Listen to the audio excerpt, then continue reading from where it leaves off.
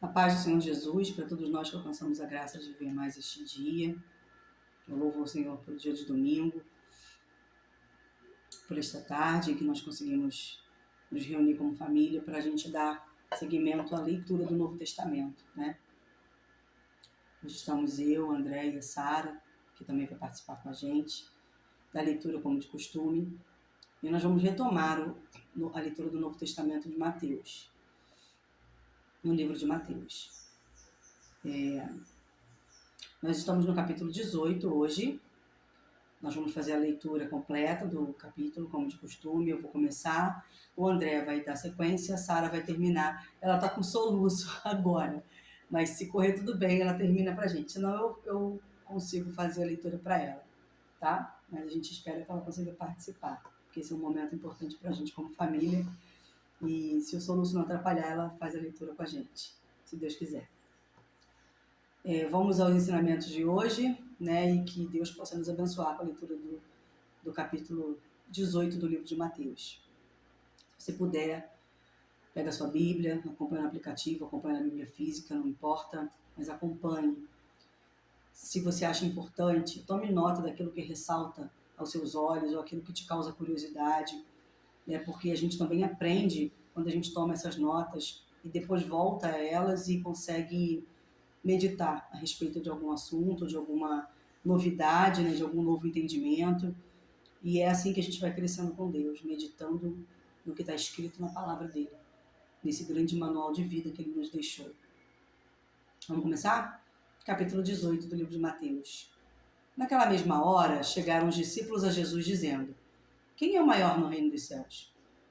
E Jesus, chamando um menino, o pôs no meio deles e disse: em verdade vos digo que se não vos converterdes e não vos fizerdes como meninos, de modo algum entrareis no reino dos céus. Portanto, aquele que se tornar humilde como este menino, esse é o maior no reino dos céus. E qualquer que receber em meu nome um menino, tal como este, a mim me recebe. Mas qualquer que escandalizar um destes pequeninos que creem em mim, melhor lhe fora que se lhe pendurasse ao pescoço uma mó de azenha e se submergisse na profundeza do mar. Ai do mundo, por causa dos escândalos, porque é mister que venham escândalos, mas ai daquele homem, por quem o escândalo vem. Portanto, se a tua mão ou teu pé te escandalizar, corta-o e atira-o para longe de ti. Melhor te é entrar na vida coxo ou aleijado, do que tendo 2 mãos ou 2 pés, seres lançado no fogo eterno. E se o teu olho te escandalizar, arranca-o e atira-o para longe de ti.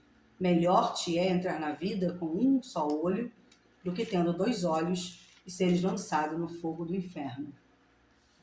E aí o André vai dar sequência porque ele vai falar acerca de outros assuntos, né, que o capítulo traz pra gente. Jesus alerta contra desprezar o próximo. Vede, não desprezeis algum destes pequeninos, porque eu vos digo que os seus anjos nos céus sempre veem a face do meu Pai que está no céu, porque o Filho do Homem veio salvar o que se tinha perdido. Que vos parece? Se algum homem tiver 100 ovelhas e uma delas se desgarrar, não irá pelos montes, deixando as 99 em busca da que se desgarrou? E se porventura a acha, em verdade vos digo que maior prazer tem por aquela do que pelas 99 que se não desgarraram. Assim também não é vontade do nosso Pai que está no céu que um destes pequeninos se perca. Versículo 15. Jesus ensina como tratar um irmão que peca.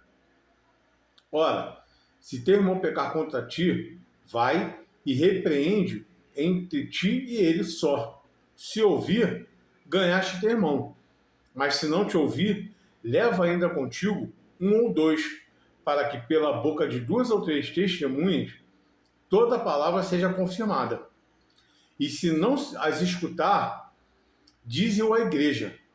E se também não escutar a igreja, considera-o como um gentio e publicano. Em verdade vos digo que tudo que ligardes na terra será ligado no céu, e tudo que desligardes na terra será desligado no céu. Também vos digo que, se 2 de vós concordarem na terra acerca de qualquer coisa que pedirem, isto lhes será feito por meu Pai que está no céu. Porque onde estiverem 2 ou 3 reunidos, em meu nome, aí estou eu no meio deles. Amém. Sara consegue continuar para a gente no versículo 21? Pode começar. A parábola do servo que não queria perdoar. Então Pedro, aproximando-se, perguntou a Jesus: Senhor, até quantas vezes meu irmão pecará contra mim? Que eu lhe perdoe até 7 vezes? Jesus respondeu: Não digo a você que perdoe até 7 vezes, mas até 70 vezes 7. Por isso, o reino dos céus é semelhante a um rei que resolveu ajustar contas com seus servos. E passando a fazê-lo, trouxe-lhe um que lhe devia 10.000 talentos. Não tendo ele, porém, com que pagar, o senhor desse servo ordenou que fosse vendido ele, a mulher, os filhos e tudo que possuía, e que assim a dívida fosse paga. Então o servo, caindo aos pés dele, implorava: Tenha paciência comigo, eu pagarei tudo ao senhor. E o senhor daquele servo, compadecendo-se, mandou-o embora e perdoou-lhe a dívida. Saindo, porém, aquele servo encontrou um de seus conservos que lhe devia com 100 denários. Agarrando-o, começou a sufocá-lo, dizendo: Pague-me o que você me deve. Então o seu conservo, caindo aos pés dele, pedia: Tenha paciência comigo, e pagarei tudo a você. Ele, porém, não quis. Pelo contrário, foi e o lançou na prisão, até que saudasse a dívida. Vendo os seus companheiros o que havia feito, ficaram muito tristes e foram relatar ao seu senhor tudo o que havia acontecido. Então o senhor, chamando aquele servo, lhe disse: Servo malvado, eu lhe perdoei aquela dívida toda porque você me implorou. Será que você também não devia ter compaixão do seu conservo, assim como eu tive compaixão de você? E indignando-se, o senhor entregou aquele servo aos carrascos até que lhe pagasse toda a dívida. Assim também o meu Pai, que está nos céus, fará com vocês, se do íntimo não perdoarem cada um a seu irmão. Amém. Como a gente sempre faz, né, antes da gente fazer essa leitura aqui no vídeo, a gente faz a leitura em família e a gente também toma nota de algumas coisas que a gente passou a compreender, né? Mesmo que a gente não tenha lido pela primeira vez esse texto, cada vez que a gente lê a palavra de Deus, o Espírito Santo ministra no nosso coração aquilo que está nos faltando, né? E traz um novo entendimento ou afirma um conhecimento que você já tem, porque a gente, de fato, de verdade, não pode viver confiando na nossa pouca memória, né? Então, vez ou outra, alguns assuntos a gente precisa retornar até eles e dar uma atenção e a gente fazer aquela introspecção, né? Aquele que a gente costuma fazer na Santa Ceia: examine-se o homem a si mesmo. E esse examinar-se a si mesmo tem que fazer parte da nossa rotina, né? Como filhos de Deus, porque o tempo todo a gente está pecando, em todo o tempo tem um arrependimento, mas a gente também precisa mudar as posturas, conforme a gente vai aprendendo com Deus. Até porque arrependimento quer dizer mudança de postura. Senão não é arrependimento.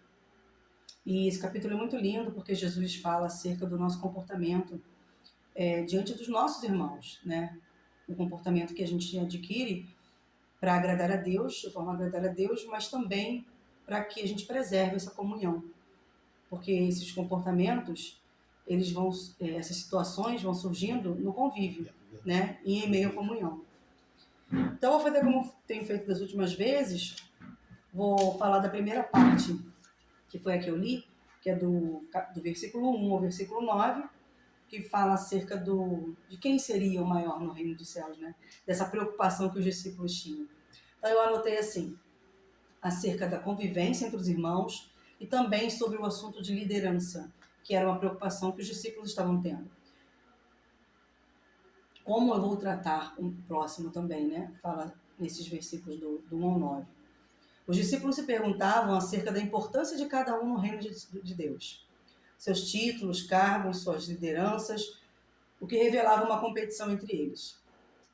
Mas Jesus lhes trouxe o entendimento de como entrar no reino. Jesus estava ensinando o que era mais importante. Olha, vocês estão preocupados como vocês vão ser tratados quando chegarem lá. Que espaço, que cargo, né, vocês vão ocupar. Mas eu digo para vocês que primeiro vocês precisam entrar no reino dos céus. E para entrar no reino dos céus, a gente tem que ter o proceder como Jesus ensina. E ele fala que é preciso que a gente se converta se tornando como uma criança. E aqui ele fala a respeito da palavra humildade. E a gente se converte como se nós fôssemos uma criança, nos tornando e buscando viver com integridade, santificação, passando a ter as características de uma criança. E uma dessas características que ele cita no texto é a humildade. Na verdade é a única, é a característica que ele frisa. Se é você mais não for importante no humilde texto. como uma criança... E eu anotei que a gente conversou antes, né? A humildade é o contrário da arrogância. E a arrogância impede que a gente enxergue a verdade, a arrogância impede que a gente se conheça os nossos limites, conheça as nossas dificuldades. A arrogância impede que a gente aprenda com o outro. Quantas vezes a gente imagina que uma pessoa de aparência mais simples, ou de uma origem mais simples, ou de uma idade diferente da nossa, a gente julga que essa pessoa vai ser incapaz de nos ensinar algo. E se tem uma coisa que a gente aprende no Ministério Infantil, e todas as pessoas que têm contato com crianças disso sabem, né? Até uma criança é capaz de nos ensinar. Até uma criança com uma palavra ou com uma atitude, como elas costumam fazer. As crianças revelam muito pela atitude, né? Às vezes também a humildade leva a gente a pensar de maneira que a gente não pensaria sendo arrogante. Então isso também, de certa forma, nos ajuda, mesmo que não através de outras pessoas, mas com que a gente possa parar a pensar melhor sobre qualquer assunto, sobre qualquer coisa que é colocada, sendo humilde. Eu falei com o André e me lembro que a criança ela tem uma capacidade que é difícil para a gente às vezes. Ela chega para o coleguinha, né, que está entristecido ou abatido no cantinho da sala e pergunta, né, você está triste? O que aconteceu? Eu posso te ajudar? E nesse quesito, a gente deve tentar ser mais parecido com eles, com os pequeninos, né? Deixa eu voltar para as anotações que eu tenho o costume de me perder. Sobre isso, sobre o prazer, se ter prazer na companhia do outro. As crianças vivem isso na realidade delas, né? Não adianta estarmos em altas posições, ocuparmos os melhores assentos, os melhores lugares, se não vamos entrar pelas portas do reino de Deus. E aí a gente voltou aqui, André me lembrou daquele versículo que fala assim, buscai em primeiro lugar o reino dos céus. E Jesus aqui, ele fala novamente a respeito disso. Antes de vocês se preocuparem com qual é o maior, quem vai ser o maior no meu reino, se preocupem em entrar nesse reino e fazer parte dele primeiro. Até porque ele fala também mais abaixo, né? Se um olho te atrapalhar a entrar no reino, arranca um olho e joga outro, correto? Quem tem menos um olho não é melhor do que ninguém, correto? Então ele já vem dizendo isso depois também. Ele fala a respeito das renúncias, né? Que a gente faz, porque essa parte quando ele está falando sobre você não causar escândalo, né? Ele fala sobre a renúncia. E a gente, quando reconhece uma fragilidade, alguma coisa em nós ou alguma coisa externa que pode nos causar, nos proporcionar sermos instrumentos de escândalo, a gente deve renunciar a isso, a gente deve fugir da aparência desse mal, né? E se a gente sabe, reconhece essa fraqueza, a gente deve, de fato, fugir da aparência desse mal, para que a gente não caia na tentação de se deixar levar e voltar e se tornar um escandaloso. O que foi? Ele está falando aqui, ó. Ele se refere a essas coisas justamente com relação à salvação. No final diz assim, ó, vai ser lançado no fogo no inferno. Porque a preocupação de Jesus é que a gente tenha a consideração de que tudo que a gente faz nessa vida está diretamente ligado à nossa salvação, ao nosso convívio com Deus, né? E se tem alguma coisa que me faz pecar, que me faz entristecer o meu Deus, eu tenho que abrir mão. Ele faz bloquear a minha entrada no reino. Entende? E a gente tem que ter essa percepção, tem que começar a prestar atenção quais são as minhas fraquezas, em que eu preciso de ajuda e em que eu preciso do que eu preciso me distanciar. Porque para muitas coisas que a gente, onde a gente é fraco, a gente não tem mesmo força sozinho. Né? Mesmo que a gente esteja buscando em Deus essa força, a gente em algum momento vai precisar se afastar até que a gente se torne forte o suficiente para renunciar, né? E resistir a essa tentação. Quer falar mais alguma coisa? Não. Posso continuar aqui? E eu anotei assim também. Aos filhos de Deus, quando ele fala sobre se converter como uma criança, né? Em me tornar como uma criança. Aos filhos de Deus que se tornam como uma criança, a estes devemos cuidar para que recebam o suporte e continuem no caminho do reino de Deus. Então eu vou evitar ferir o meu irmão, não vou destruir os seus projetos, os seus sonhos, eu não tenho esse direito, né? Não vou diminuí-lo, não vou rejeitá-lo, mas eu vou me preocupar em ajudar em tudo que eu puder. Quando a gente busca em Deus o discernimento, o entendimento das coisas, a gente vai aprendendo a olhar para o outro e a identificar, né? Quais são as dificuldades, no que eu posso ajudar, no que eu não devo me meter, ou no que eu devo exortar ou repreender ou ensinar, né? E isso revela o quanto eu me importo com o outro. Por isso Jesus, quando fala a respeito das crianças aqui, dos pequeninos, ele fala a respeito de nós, como seus filhos, nos tornarmos pessoas que ainda estão aprendendo com ele, pessoas que ainda não são fortalecidas, não são ainda adultas, nem maduras na fé. Então somos ainda pequeninos na fé, ainda estamos iniciando esse caminho. E por isso é importante a gente lembrar que esses comportamentos da criança foram valorizados por Jesus, foram deixados como referência. Então nós devemos voltar a eles e devemos dar a importância devida a essas características. E a característica, como a André falou aqui, que ele citou, é a humildade. Então vamos pegar nessa palavra da humildade hoje, né? E depois a gente faz a nossa introspecção individualmente, porque eu acredito que a respeito do orgulho e da vaidade e da altivez e da arrogância, a gente vai precisar lutar contra isso. Mas eu vou dar uma sugestãozinha. Antes de eu fazer essa introspecção com relação à humildade, procura saber o que é exatamente a humildade. Pega o dicionário, ou dá um Google aí, e procura o que quer dizer humildade. Porque às vezes as pessoas entendem humildade de uma forma muito distorcida. Tem sido ensinado assim, né? Durante muito tempo. Então vocês fazem isso, vê o sentido da palavra mesmo. Aí medita em cima do que vocês vão ver no dicionário, do que o que quer dizer a palavra exatamente. O que é, né, a humildade verdadeira, né? A gente também tem que abrir mão da hipocrisia, né? E, gente, lutar contra o orgulho não é uma coisa fácil, não. Lutar contra a arrogância, altivez, contra tudo isso, não é fácil. Mas a partir do momento que você toma a decisão, você recebe de Deus uma graça, e é essa graça que vai te ajudar. Né? E a gente vai vivendo os nossos dias fazendo as renúncias necessárias para entrarmos nesse reino, que é o nosso maior objetivo de vida, né? E vou continuar aqui, tá? A respeito do que o André leu, sobre a ovelha desgarrada e depois sobre disciplina e perdão, do versículo 10 ao versículo 20.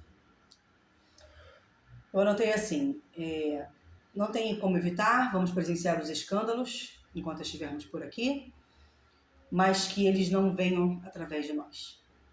Ao contrário, que a gente possa levar o evangelho da paz por onde nós formos. Se necessário, que a gente possa renunciar e abandonar qualquer coisa, qualquer situação ou até pessoa que nos faça envergonhar o nome de Jesus, pecando contra Deus E assim a gente deve permanecer fugindo do mal, da aparência do mal. Devo conhecer as minhas fraquezas, os meus limites, porque todos somos corruptíveis. Todos nós somos corruptíveis.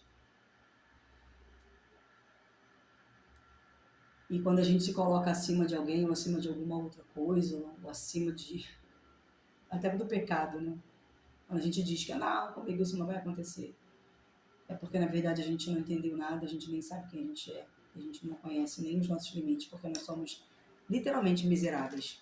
Apesar de resgatados por Jesus e pelo amor de Deus, nós somos miseráveis e corruptíveis. Então temos que ter vigilância acerca do nosso caráter. E aí o André continuou lendo aqui sobre a importância de proporcionar e manter os filhos de Deus em comunhão, sabendo que os seus valores não são determinados pela sua aparente fraqueza. Todos temos um valor inestimável para Deus. E todos recebemos dele dons e talentos variados para servir nesse reino, né? Cada um no seu lugar para contribuir com esse corpo que é o corpo de Cristo. E nós só somos corpo de Cristo quando estamos em comunhão. Deus conhece as nossas orações e aqui da ovelha desgarrada, ele fala sobre os anjos, né? Eu anotei, né? Deus conhece as nossas orações e os anjos são testemunhas, né? Então, quando a gente for tratar com um irmão, principalmente com os pequeninos, como diz a palavra que a gente entende, eu entendo, André entende que são os pequeninos da fé, os imaturos, né? Os que Posso fazer ainda precisam amadurecer na palavra, diz. Lá em Mateus 18, ele começa no primeiro versículo, eles começam discutindo quem é o maior no reino. Isso. Aí Jesus parte para a criança. Aí eu, por curiosidade, fui ver aqui o que ele fala em Marcos. Olha o que Jesus fala em Marcos. Ele assentando-se, chamou os 12 e disse-lhes: se alguém quiser ser o primeiro, será o derradeiro de todos e o servo de todos.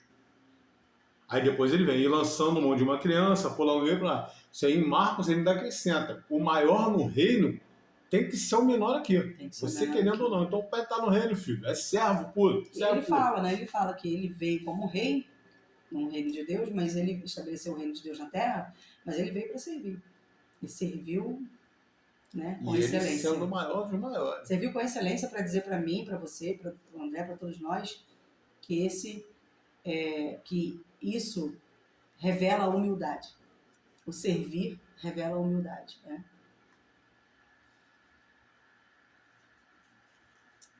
Todos pecamos, perdemos a comunhão com Deus, e Jesus veio restaurar essa comunhão.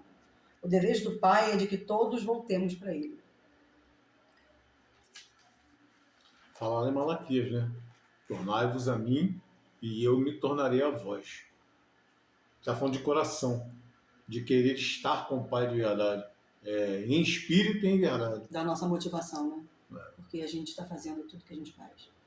E aí, no versículo 15, ele começa a falar sobre a disciplina e sobre o perdão. Como agir contra as questões de relacionamento? Nestas questões de relacionamento que surgem no meio da comunhão dos irmãos, né? Fala acerca do perdão, da convivência, da boa convivência e da reconciliação. Quando alguém cometeu alguma ofensa contra você, como você deve agir. Jesus ensina a partir do versículo 15 até o 20. Através do exemplo da atitude de Jesus conosco, para o perdão e a reconciliação com Deus, assim também nós devemos agir com aqueles que nos ofendem. Exatamente. É só seguir os passos de Cristo, que a gente costuma falar, né? Seguir os passos de Jesus. Honrando a crucificação e a ressurreição de Cristo. Tudo, quando ele fala acerca do que está ligado no céu, do que será ligado e desligado, né? Eu anotei assim. Tudo que fica estabelecido em um concílio de acordo para que se mantenha a boa convivência e a genuína comunhão entre os irmãos, no corpo de Cristo, tudo isso será ligado no céu. como também aquilo que ficar estabelecido neste mesmo concílio para ser excluído da comunhão será desligado do céu. Por quê? Porque a gente aprende na palavra que a gente pede e não recebe porque pede mal. Então a gente entende que aqui tudo que será ligado é porque tudo isso que será ligado está de acordo com a vontade do Pai. Então, essas pessoas que ligam a terra ao céu são pessoas que pedem aquilo que agrada a Deus. E aí sim, nós vamos pedir e seremos atendidos pelo Senhor nos nossos pedidos, porque os nossos pedidos, eles se convertem, eles se convergem, né, na vontade do Pai. Eles não são para os nossos próprios deleites. E é por isso que esse concílio, e é por isso que essas decisões na comunhão, né, mesmo que seja para o acerto ou para o conserto de alguém, mesmo que seja para a pessoa ser corrigida, exortada, mesmo assim, ou para a gente abandonar um projeto, né, ou para a gente deixar de fazer algo, porque se entendeu que não é bom para a comunhão, né, não é bom, não faz bem para a saúde da igreja, para a saúde do corpo de Cristo. Essas decisões, elas nasceram no coração de Deus, né? E a gente, por discernimento, a gente aprende a pedir corretamente. E então, quando pedimos corretamente, em concílio, concordando uns com os outros, então será ligado no céu ou será desligado no céu. Amém? Eu anotei aqui que o André comentou comigo o Salmo 133, né? Você pode ler para mim o Salmo 133? Não sei qual é o versículo. É o último. Eu acho que Se você puder, melhor. minha Bíblia já tem. Só para não esquecer, porque eu esqueço, é melhor ele ler. 133. Isso, é curtinho, é pequenininho. Cântico dos degraus de Davi. Ó, quão bom e quão suave é que os irmãos vivam em união.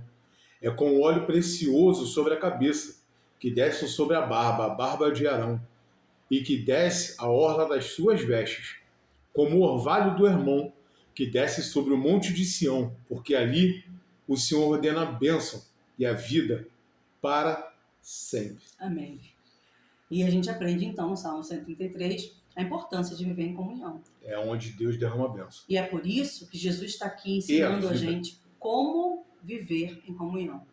Como se importar com o outro, né? Aprender que o reino é mais importante do que as posições que a gente quer alcançar, né? Do que os títulos que a gente quer ter, né? As lideranças que a gente quer servir. Jesus se importa com a gente, quer ensinar a gente a viver as bênçãos derramadas na comunhão. Essa comunhão, gente, ela depende de pessoas, de seres humanos, de nós. Então, ela vai ter falhas, né? Mas a gente não ceder. A gente fazer que essa comunhão seja genuína, seja verdadeira. E aí Jesus vem nos ensinando nesse capítulo 18 como alcançar isso, né? Quer falar mais alguma coisa? Não. Aí eu vou lá para a parte que a Sarinha leu, do 21 ao 35, que é sobre a parábola do credor, né? Ele fala sobre o perdão. Não faz com os outros aquilo que você não quer que façam com você, né? É bem assim. Ame o teu próximo como? A ti mesmo. É como se fosse você. Independente do número de vezes em relação ao perdão, 7, 70 vezes 7, a gente entende que a gente deve perdoar sempre que tiver arrependimento. Houve arrependimento, deve haver perdão. Isso não quer dizer que a gente vai viver dando oportunidades às pessoas de pecarem, de nos fazerem mal. Não é disso que a gente está falando. Ninguém é saco de pancada, nem foi criado para ser, né? Mas também fomos criados para dar a outra face, como Jesus deu. Não é legal, não é gostoso, mas é o que ele ensina. Muitas vezes, em algumas situações, será necessário dar a outra face.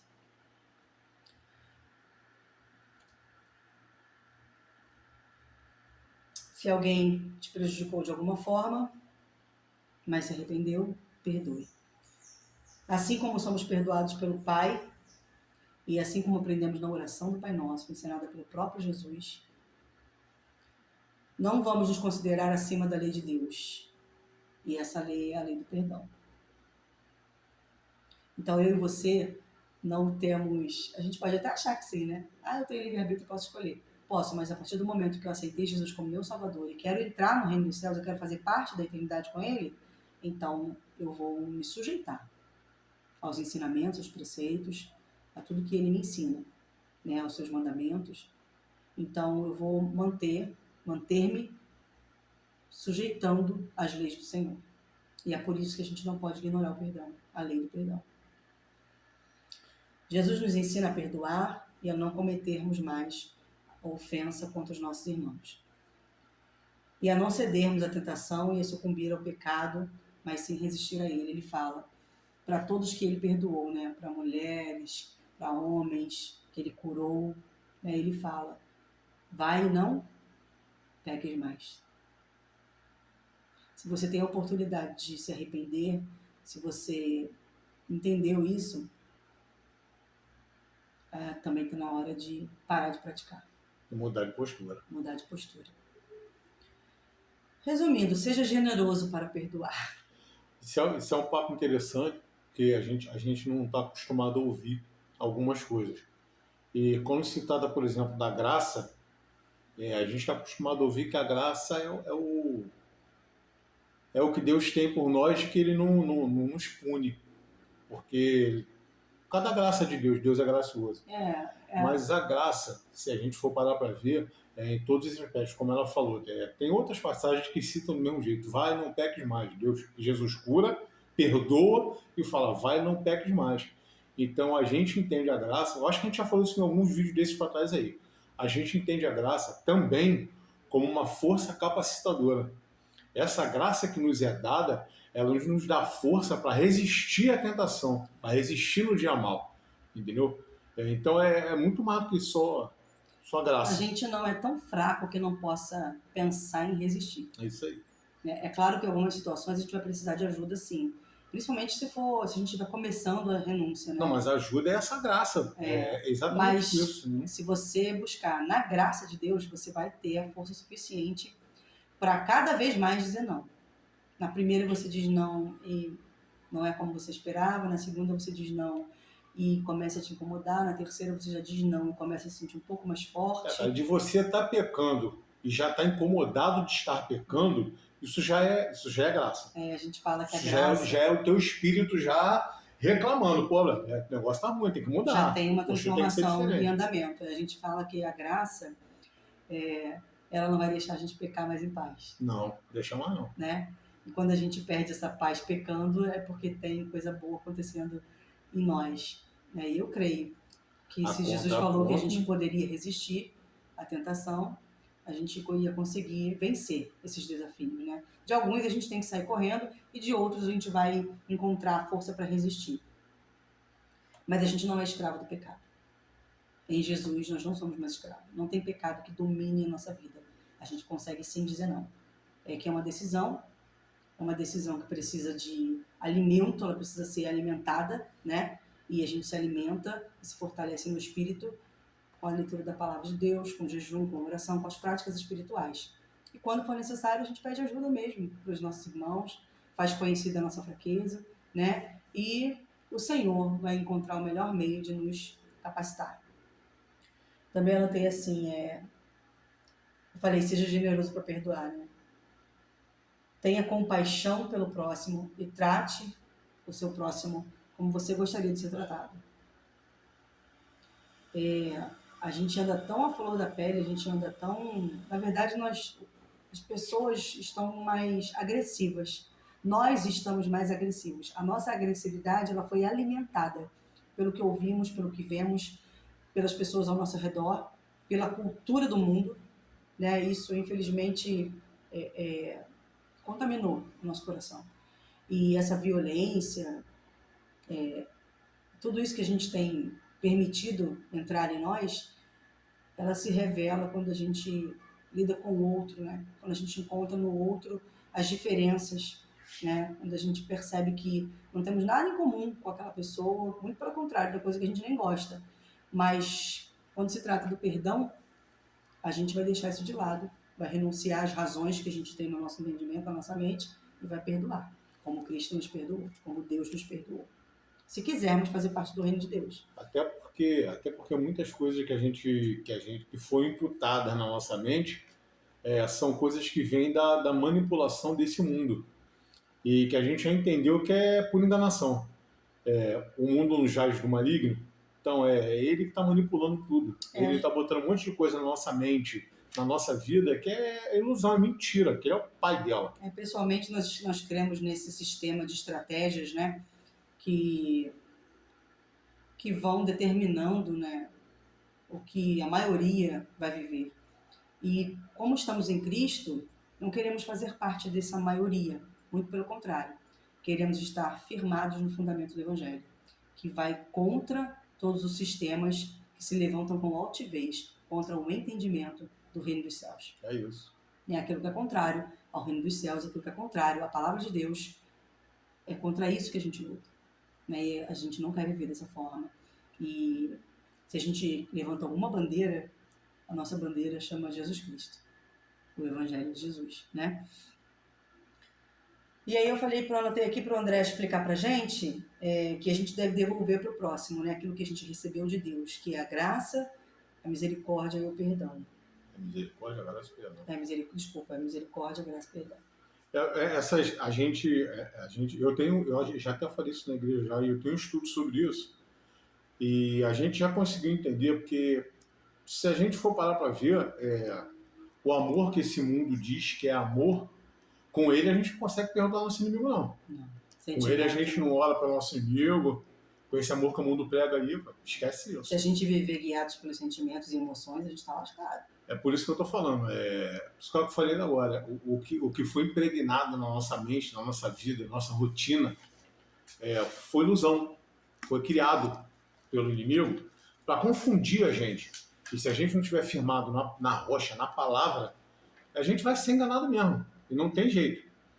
Então olha só, o que é a misericórdia? A misericórdia é não dar o que a pessoa merece. A gente merecia o quê? A morte, né? Somos pecadores, certo? Qual o salário do pecado? A morte. Deus teve misericórdia de nós. Estamos vivos, não estamos? Glória a Deus por isso. Depois vem a graça. Quer dizer, na verdade, deixa eu falar antes. O que compõe o amor? Assim, numa visão bíblica. São três fatores. É a misericórdia, a graça e o perdão. A misericórdia, eu já falei. A graça. Graça, o que é? Dar para a pessoa o que ela não merece. A gente merecia a morte, Deus não nos matou, misericórdia, e em compensação nos deu o seu filho para que a gente fosse perdoado e não morresse. Nos deu a redenção. Olha a graça aí, certo? E o terceiro ponto, que é o perdão. Ela estava falando aqui mais para trás aqui com relação à outra face. Gente, olha só, o perdão que Deus nos deu foi enviar o seu filho por misericórdia e graça. Para que a gente pudesse ter o que com ele? Relacionamento. Restaurar um relacionamento. Então, se a misericórdia, a graça e o perdão não abrem caminho para relacionamento, não é o amor de Deus. Infelizmente, eu sinto lhe informar. Pode ser qualquer outro amor, mas o amor de Deus não. Porque teve perdão, tem reconciliação. E quando se trata de irmão, eu não posso excluir de nada. Isso é amar de verdade. Então, por exemplo, eu vou dar um exemplo aqui bobo, tá? Se por exemplo, o irmão frequentava a minha casa, por exemplo, e eu me aborreci com ele por algum motivo, ou ele comigo por algum motivo. Se eu o perdoei, ele voltará a frequentar a minha casa. Por quê? Porque abriu o relacionamento. É claro que existem casos que são casos extremos, que a pessoa, às vezes, você vê que tem uma certa maldade na pessoa, então, assim, da sua parte, houve o perdão, ou a intenção de reconciliação. Mas só às que vezes por não parte é viável. da pessoa, às vezes não é viável. Às vezes não é Aí viável. a gente tem que...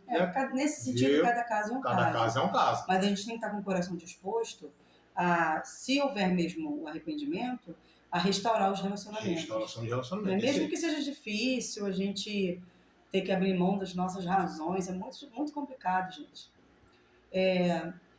Eu também aprendi aqui nesse capítulo a contestar o que a gente ouve. Porque nem tudo que a gente ouve é a verdade. Então a gente deve ter a preocupação de apurar as coisas. Chama a pessoa na sua casa de forma íntima ou num lugar que você tenha, né, consiga falar com essa pessoa intimamente. Pergunta: olha, falaram isso. Isso é humildade. Será? Foi verdade? Entendeu? Chama, aí a pessoa fala: não foi bem assim. Tudo bem, então segue em frente, perdoa. E se for possível, sempre que for possível, mantenha, no que depender de você, mantenha paz com todos. Assim diz a palavra. Né? E oferte o seu melhor, porque você, sem dúvida, nós recebemos o melhor de Deus. Não tenha dúvidas de que não fosse Ele, não estaríamos nem aqui. Mas Ele, por amor, nos permite viver essa vida, esse tempo aqui na Terra. E não é infinito, nós temos um tempo finito aqui, né? E que a gente possa considerar essa finitude quando a gente for tomar as nossas decisões, quando a gente tiver atitude com as pessoas, né, que estão ao nosso redor, aqueles que Deus permite que a gente alcance de alguma forma, ou os amigos, ou na profissão, no ambiente de trabalho, ou na escola, nos estudos, na própria igreja, né, mas com todos que a gente conseguir de alguma forma tocar enquanto a gente está aqui nessa terra. Eu termino por aqui. Você quer falar alguma coisa? Quero agradecer a Deus pela nossa família. O André está passando por um probleminha de enfermidade no tornozelo, né? Eu até não sabia se seria confortável para ele conseguir gravar esse vídeo, mas graças a Deus foi. E Deus tem nos abençoado. Nós conseguimos comprar as medicações, ele vai conseguir fazer os exames, nós conseguimos atendimento médico. Deus tem sido maravilhoso, né? Porque nem todos os dias serão bons e perfeitos, mas nos dias maus e imperfeitos a gente tem que prosseguir confiando que Deus nos ama e cuida de cada detalhe e que tem prazer em nos abençoar. E se em algum momento a gente não está vivendo um momento de bênçãos, né, aos nossos olhos, porque nós somos muito abençoados em coisas que nós não valorizamos, né? E se esse dia chegou, não deixe esse dia da dificuldade fechar os seus olhos para aquilo que você já tem.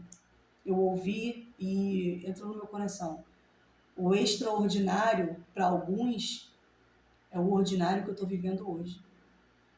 O levantar da cama sem ajuda de ninguém, ir ao banheiro e conseguir ter um organismo funcionando, o metabolismo funcionando naturalmente, o respirar de cada dia sem aparelhos, né, o pão de cada dia. Nós temos um ordinário muito lindo e muito desvalorizado por muitos de nós. Que a gente possa valorizar os nossos ordinários, que para outros seria algum extraordinário. É claro que a gente vai sempre buscar mais, porque a gente tem dentro de nós essa sede, né, de viver grandes coisas, mas que os grandes sonhos não impeçam a gente de viver as nossas pequenas bênçãos. De pelo menos agradecer a Deus por elas, que é o mínimo, gratidão. Isso aí. E por isso eu quero agradecer a Deus por esse dia, por mais esse vídeo, por mais esse capítulo. Se Deus quiser, estaremos aqui no próximo domingo também para fazer esse vídeo, né, sendo a vontade de Deus, a gente ficando à disposição do Senhor e da vontade dele. E que a gente possa continuar juntos, né, essa leitura. É difícil eu lembrar de pedir, mas se você puder enviar essa leitura para alguém, se você acha que essa leitura pode abençoar mais uma família, mais um lar, né, mais alguém, pode compartilhar e a gente vai ficar muito feliz com isso, tá bom? Se puder, vai lá no YouTube, se inscreve no canal, curte o vídeo pra gente. E isso faz a gente entender que não é à toa, né, que Deus colocou no nosso coração essa vontade de ler, de meditar e de compartilhar com mais alguém além de nós, tá bom? Agradeço a todos, peço que o Espírito Santo de Deus permaneça conosco, na nossa casa, nas nossas vidas, no nosso trabalho, e que Ele possa nos dar direção para que a gente faça dentro da vontade dEle aquilo que nos cabe. E que a gente possa fazer, como diz a palavra, com toda a nossa força, aquilo que está nas nossas mãos para fazer. Né? Agradeço a Deus, desejo que tenham todos uma boa noite de domingo. Em nome de Jesus, amém. Beijo. Amém.